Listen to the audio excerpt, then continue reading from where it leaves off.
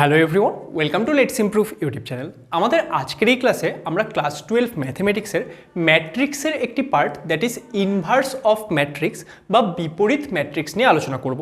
এবং এখানে আমাদের ইনভার্স অফ ম্যাট্রিক্স সম্পর্কে যত কিছু জানা প্রয়োজন প্রত্যেকটা জিনিস কিন্তু আমরা এক এক করে একদম ডিটেলে শিখব। তাহলে চলো আর আমরা দেরি না করে আজকের এই ক্লাসটি শুরু করি এবং আমরা দেখে নিই যে এখানে আমরা ইনভার্স অফ ম্যাট্রিক্স সম্পর্কে কী কী পড়ব। তোমরা যদি আমাদের চ্যানেলে প্রথমবার এসে থাকো, আমাদের চ্যানেল লেটস ইমপ্রুভকে অবশ্যই সাবস্ক্রাইব করে নেবে, কারণ এখান থেকে তোমরা বিভিন্ন নলেজেবল কন্টেন্ট রেগুলারলি পেতে থাকবে। তাহলে চলো শুরু করা। আমাদের আজকের এই ক্লাসে আমরা তাহলে পড়ছি ইনভার্স অফ ম্যাট্রিক্স বা বিপরীত ম্যাট্রিক্স সম্পর্কে। দেখো, এর আগে আমরা ম্যাট্রিক্স সম্পর্কে বেশ অনেক কিছু আমরা পড়ে নিয়েছি। ম্যাট্রিক্স কি হয়, ম্যাট্রিক্সের বিভিন্ন প্রকারভেদ, ম্যাট্রিক্সের যোগফল, গুণফল ইত্যাদি সব আমরা পড়ে নিয়েছি। এবং লাস্ট ক্লাসে আমরা কি পড়েছিলাম? লাস্ট ক্লাসে আমরা পড়েছিলাম ম্যাট্রিক্সের অ্যাডজয়েন্ট সম্পর্কে বা অ্যাডজয়েন্ট অফ এ ম্যাট্রিক্স সম্পর্কে। এবার আজকের এই ক্লাসে তাহলে আমরা পড়ছি ইনভার্স ম্যাট্রিক্স সম্পর্কে। এবার এই যে ইনভার্স অফ ম্যাট্রিক্স, সেটা কখন বের করা যাবে? দেখো, সমস্ত ম্যাট্রিক্সের কিন্তু ইনভার্স বের করা যাবে না। তাহলে শুরুতেই আমাদের জানতে হবে ইনভার্স অফ ম্যাট্রিক্স সেটা আমরা কখন বের করতে পারবো। দেখো, সবার প্রথম শর্ত হচ্ছে আমাদের যদি একটা স্কোয়ার ম্যাট্রিক্স বা বর্গ ম্যাট্রিক্স থাকে, শুধুমাত্র তার জন্যই আমরা ইনভার্স ম্যাট্রিক্স বের করতে পারি। অন্য ম্যাট্রিক্সের জন্য, একটা রেক্ট্যাঙ্গুলার ম্যাট্রিক্সের জন্য আমরা কিন্তু এই ক্ষেত্রে ইনভার্স অফ ম্যাট্রিক্স বের করতে পারি না। তাহলে আমি কি বললাম যে শুধুমাত্র একটা স্কোয়ার ম্যাট্রিক্সের জন্যই আমরা কি বের করতে পারবো? আমরা বের করতে পারবো ইনভার্স অফ ম্যাট্রিক্স। এবার স্কোয়ার ম্যাট্রিক্স হলেই কি তার ইনভার্স বের করা যাবে? দেখো, সেটাও কিন্তু নয়। সমস্ত স্কোয়ার ম্যাট্রিক্সের ইনভার্স বের হবে না। তাহলে কাদের কাদের বের হবে? ধরো নাও আমি দুটো ম্যাট্রিক্স লিখছি, ঠিক আছে? সাপোজ ধরো এ একটা ম্যাট্রিক্স লিখছি। এই ম্যাট্রিক্সটা ধরো হচ্ছে 1 2 3 4 5 0 7 8 9 এরকম একটা ম্যাট্রিক্স ধরো আমি লিখলাম, ঠিক আছে? আর ধরো আমি আরেকটা ম্যাট্রিক্স লিখছি। এক্ষেত্রে আমি আরেকটা ম্যাট্রিক্স নিচ্ছি। ধরো নিচ্ছি আমি 1 2 3, আচ্ছা 1 2 4 নিলাম, 0 1 2 ধরো নিচ্ছে, তারপর ধরো আমি নিচ্ছি 1 1 2। এইরকম একটা ম্যাট্রিক্স আমি নিয়েছি। দুটো ম্যাট্রিক্স নিলাম আমরা, একটা হচ্ছে এ ম্যাট্রিক্স আর একটা হচ্ছে বি ম্যাট্রিক্স। এই ম্যাট্রিক্সগুলো কি স্কোয়ার ম্যাট্রিক্স? হ্যাঁ, তোমরা দেখতে পাচ্ছ প্রথম ম্যাট্রিক্সটা 3x3 অর্ডারের আছে, তার মানে এটা একটা স্কোয়ার ম্যাট্রিক্স। এটা কি স্কোয়ার ম্যাট্রিক্স? এটাও আমরা দেখতে পাচ্ছি 3x3 অর্ডারের আছে, তার মানে এটাও স্কোয়ার ম্যাট্রিক্স, তাই তো? এবার এই দুটোর মধ্যে এদের যে ইনভার্স সেটা বের করা যাবে কি যাবে না কি করে বুঝবো? দেখো, সেটা বোঝার জন্য আমাদের কি করতে হবে, এই যে ম্যাট্রিক্সগুলো আছে তাদের ডিটারমিনেন্ট নাও। দেখো, তোমরা সবাই নিশ্চয়ই ডিটারমিনেন্ট বের করতে জানো। আমি কিন্তু এই ইউটিউব চ্যানেলের মধ্যে তোমাদের ম্যাট্রিক্স অ্যান্ড ডিটারমিনেন্ট সম্পর্কে প্রচুর ক্লাসেস করিয়ে দিয়েছি। দেখো, এটা আমাদের ম্যাট্রিক্সের ক্লাস নাম্বার 9 হচ্ছে। এর আগের যে ক্লাসগুলো সেগুলো তোমরা না দেখলে কিন্তু অবশ্যই একবার দেখে নেবে, তাহলে তোমাদের ম্যাট্রিক্স সম্পর্কে একদম যে আইডিয়া সেটা একদম ক্রিস্টাল ক্লিয়ার হয়ে যাবে।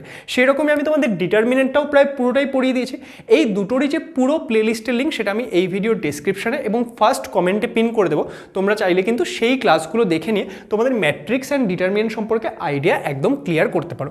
তাহলে এখানে কিন্তু আমি ডিটারমিনেন্ট কীভাবে বের করতে হয় তত ডিটেলের মধ্যে যাবো না, এখানে জাস্ট আমরা এটা সলভ করে নেবো। তাহলে আমরা এর ডিটারমিনেন্ট যদি বের করতে চাই তাহলে 1 2 3 4 5 0 7 8 9 এটা আছে, তাই তো? এর ডিটারমিনেন্ট বের করবো। দেখো, ডিটারমিনেন্ট কি আমরা যে কোনো রো বা যে কোনো কলামের সাপেক্ষে বের করতে পারি। আমি এক কাজ করছি, এটাকে থার্ড কলাম, আমাদের যে কলাম 3 আছে তার রেসপেক্টে বের করছি। তার কারণ কি, আমি দেখতে পাচ্ছি কলাম 3তে একটা 0 আছে, তাহলে এই ক্ষেত্রে কি এটা আমাদের সলভ করতে ইজি হবে। তাহলে আমরা এখান থেকে ধরো এটাকে বের করার চেষ্টা করছি, ঠিক আছে?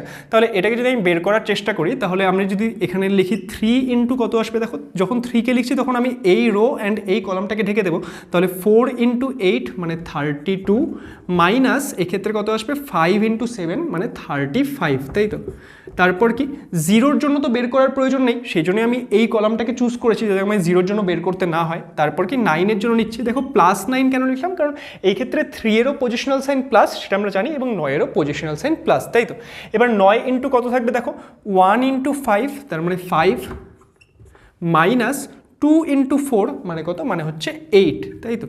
মানে হচ্ছে 8। তাহলে এটা যদি আমরা হিসাব করি, দেখো এখানে কত আসবে? 3 ইন্টু এখানে হচ্ছে -3, তার মানে কত হয়ে যাচ্ছে? এটা হয়ে যাচ্ছে -9। তারপর এখানে 5-এর থেকে 8 বিয়োগ করলে -3, -3 ইন্টু 9 তার মানে সেটা কত হয়ে যাবে? সেটা হয়ে যাবে -27। তাহলে এখানে কত এসে যাচ্ছে? এখানে এসে যাচ্ছে -36, তাই তো? তাহলে এই যে এ আমাদের ম্যাট্রিক্সটা ছিল তার যখন আমরা ডিটারমিনেন্ট বের করলাম সেটা কত আসছে, সেটা আসছে -36। দেখো আমি এগুলো মুছে দিয়ে নিয়ে জাস্ট ভ্যালুটা লিখে রাখছি। আই হোপ তোমরা এতখানি নোট করে নিয়েছো, নাহলে একবার পজ করে নোট করে নাও, ঠিক আছে? আমি ক্যালকুলেশনটা মুছে দিচ্ছি, জাস্ট আমি এখানে ভ্যালুটা লিখে রাখছি, কারণ সেটা দিয়ে আমাদের আলটিমেটলি দরকার। তাহলে কত এসেছে? -36 এসেছে, তাই তো? এবার এটার ডিটারমিনেন্ট বের করার চেষ্টা করি। তাহলে আমরা বি এর ডিটারমিনেন্ট লিখছি। বি এর ডিটারমিনেন্ট কত আসবে চলো চেক করা যাক। তাহলে আমরা যদি বি এর ডিটারমিনেন্ট লিখতে চাই, এটাকে দেখো আমরা এইভাবে লিখতে পারি 1 2 0 1 2 4 আছে, তাই না? 1 2 4, তারপর 0 1 2 1 1 2, ঠিক? তাহলে এটা আমাদের আছে। এবার এটা যদি আমাদের থাকে, দেখো আমি যদি এক কাজ করি যে এখান থেকে আমাদের কি আছে, বি একটা ডিটারমিনেন্ট দেওয়া আছে, এটা চাইলে আমরা এখানে এক্সপ্যান্ড করতে পারি, এটা চাইলে আমরা এখানে এক্সপ্যান্ড করতে পারি, তাই তো? কিন্তু আমরা তো ডিটারমিনেন্টের বিভিন্ন ধর্মগুলোও শিখেছিলাম, তাহলে আমি চাইলে সেই ধর্মগুলো অ্যাপ্লাই করে করতে পারি। আমি এক কাজ করছি, এখানে ধর্ম অ্যাপ্লাই করে দিচ্ছি।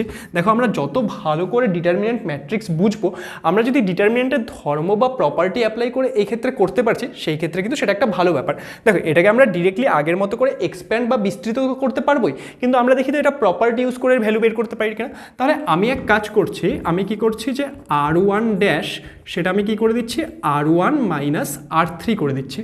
r1 ড্যাশ মানে আমি r1 এর চেঞ্জ আনছি, কি চেঞ্জ আনছি, আমি r1 থেকে r3 কে মাইনাস করে দিচ্ছি। দেখো r1 থেকে যদি r3 কে মাইনাস করি, এখানে কত হবে, 1 - 1 সেটা হয়ে যাচ্ছে 0, 2 - 1 সেটা কত হয়ে যাচ্ছে, সেটা হয়ে যাচ্ছে 1, 4 - 2 সেটা হয়ে যাচ্ছে 2, তারপর 0 1 2 1 1 2। এবার যদি তোমরা এই ডিটারমিনেন্টটাকে ভালো করে নোটিস করো, দেখো এর প্রথম দুটো রো কি আছে, একদম হুবহু সেম।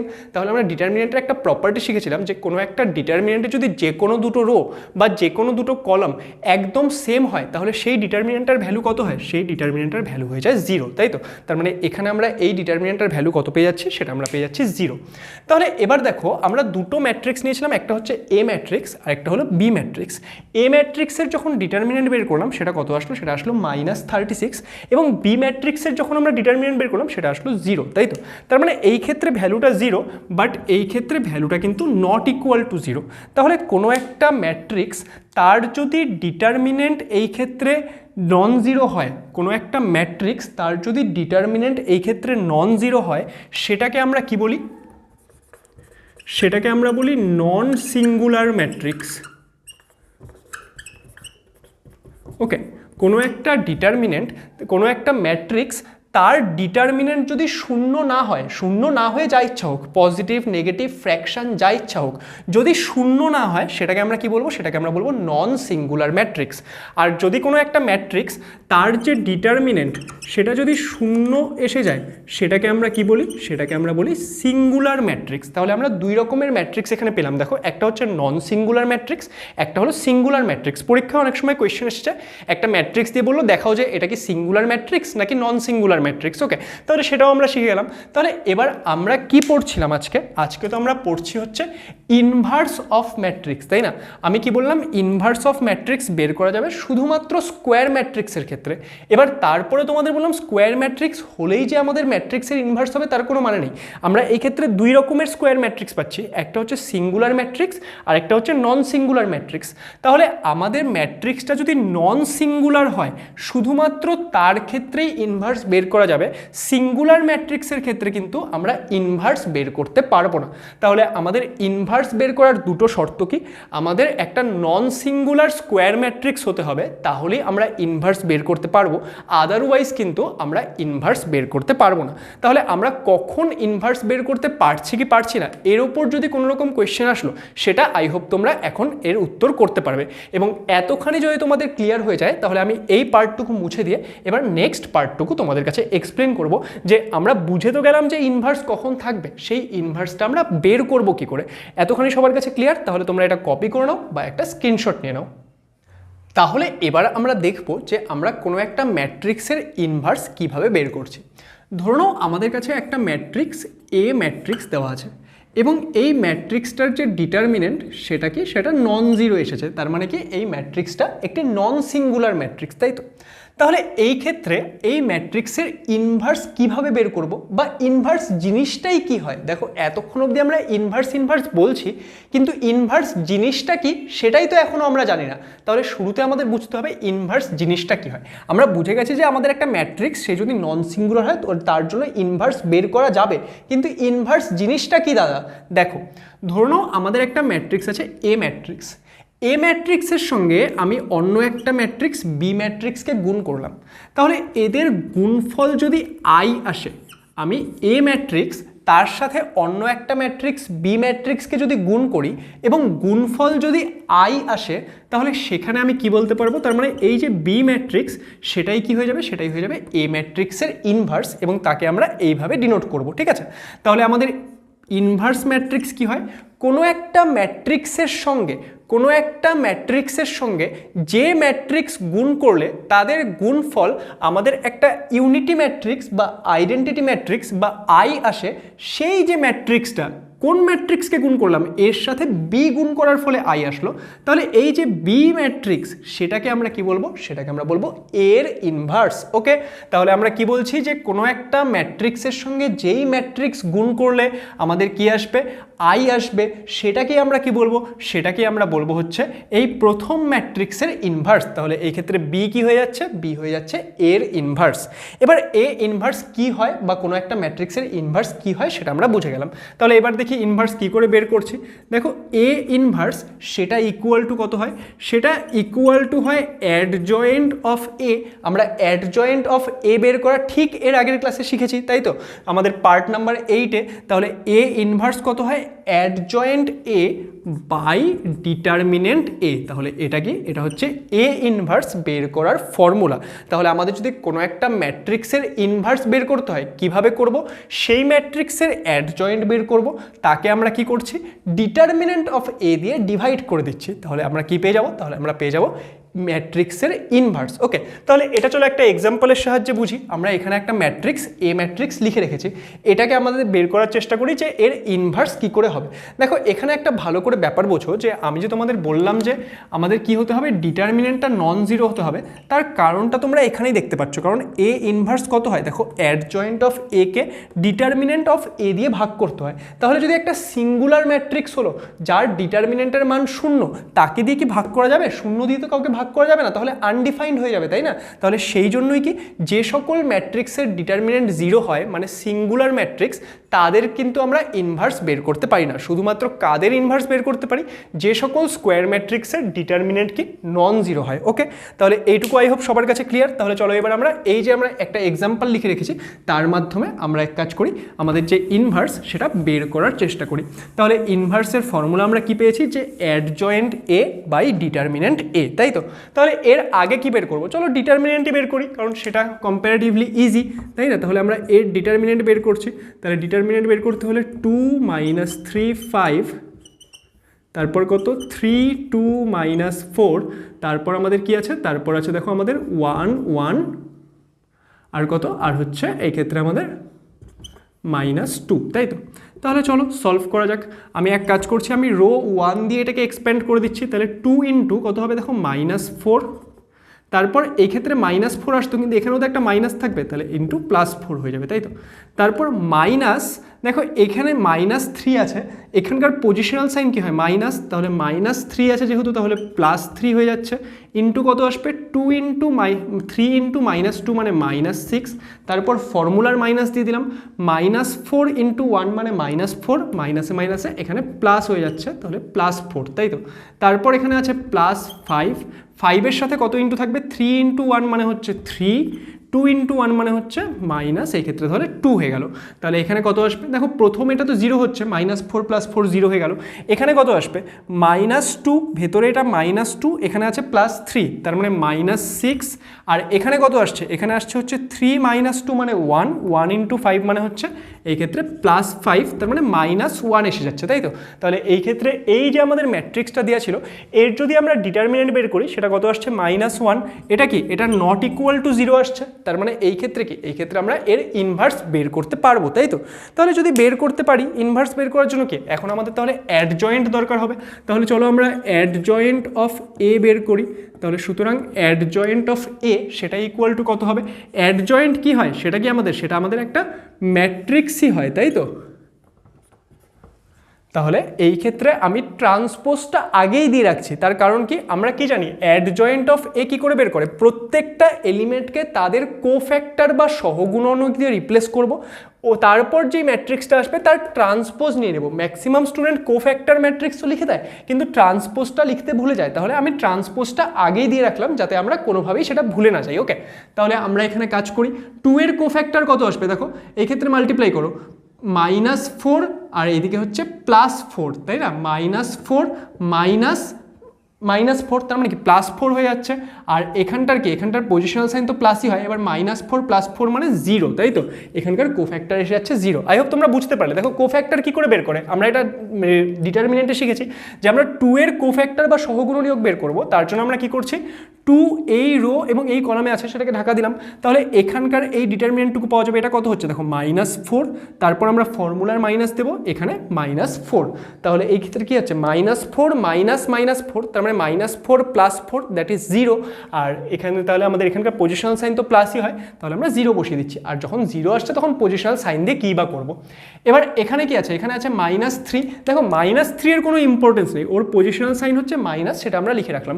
এবার এর জন্য কোফ্যাক্টর কি করে বার করবো, এই রোটাকে ঢেকে দাও, এই কলামটাকে ঢেকে দাও, তাহলে 3 × -2 মানে কত, 3 × -2 মানে হচ্ছে -6, তারপর মাইনাস এই ক্ষেত্রে 4 × 1 মানে -4, তার মানে এটা +4 হবে, তার মানে কত -2 আসবে। কিন্তু এখানে কি, এখানে একটা মাইনাস আছে অলরেডি, তার মানে +2 হয়ে যাচ্ছে, ঠিক আছে? তার মানে এখানে কি হচ্ছে, এখানে এটা +2 হয়ে যাচ্ছে, ক্লিয়ার?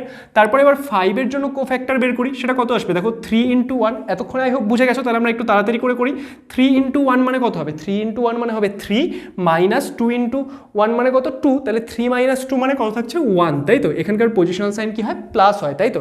আচ্ছা, পজিশনাল সাইন আমি অলরেডি তোমাদের এক্সপ্লেন করেছি ডিটারমিনেন্টের সময়, তাও যদি কারোর প্রবলেম থাকে দেখো, এই ক্ষেত্রে আমাদের পজিশনাল সাইন কত হয়, -1 এর পাওয়ার হচ্ছে i + j, যেখানে i + j কি, i হচ্ছে কত নাম্বার রো এবং j হচ্ছে কত নাম্বার কলাম, তাহলে -1 এর পাওয়ার i + j করলে আমরা পজিশনাল সাইন পেয়ে যাই।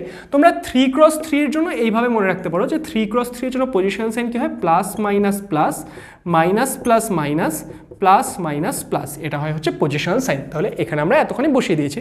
এবার এই 3 এর জন্য বের করা যাক। এই 3 এর জন্য যখন বের করবো, দেখো এই রোটাকে ঢেকে দেবো আর এই কলামটাকে ঢেকে দেবো, এবং এর পজিশনাল সাইন কি, এর পজিশনাল সাইন মাইনাস, তাহলে মাইনাসটা দিয়ে রাখলাম। এবার -3 × -2, তার মানে কত হবে 6, তারপর -5 × 1, তার মানে 5, তার মানে 1 আসছে কিন্তু পজিশনাল সাইন মাইনাস, তাহলে এখানে -1 হয়ে গেল, তাই তো?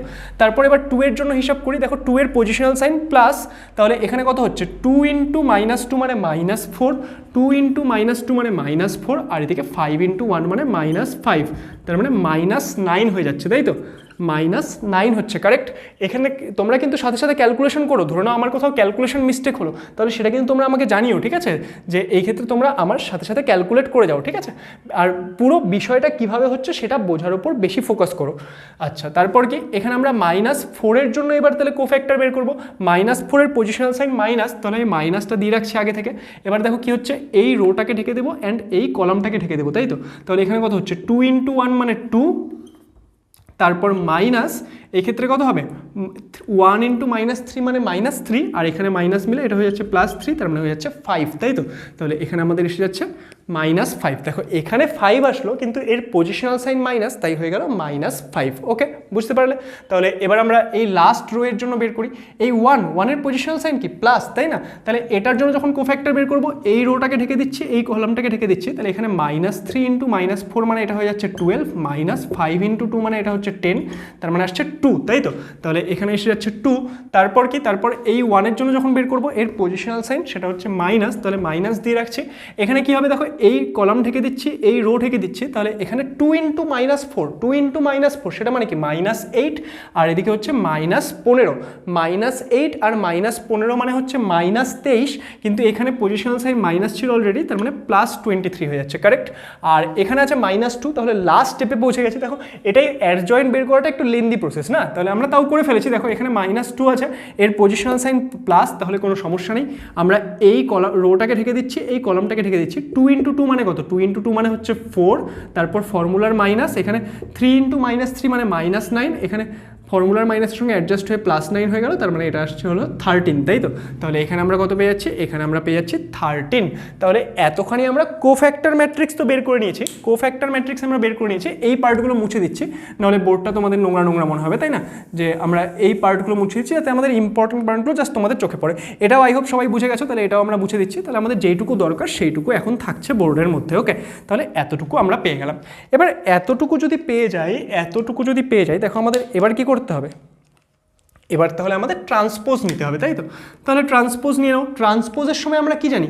রোগুলো কলামে এসে যায় বা কলামগুলো রোতে এসে যায়। আমরা ধরুন রোগুলোকে কলামে লিখছি, তার মানে 0 2 1 আছে, সেটা কি এখানে এসে গেল 0 2 1, -1 -9 -5 আছে, সেটা এখানে এসে গেল -1 -9 -5, 2 23 13 আছে, সেটা এখানে এসে গেল 2 23 13, তাই তো?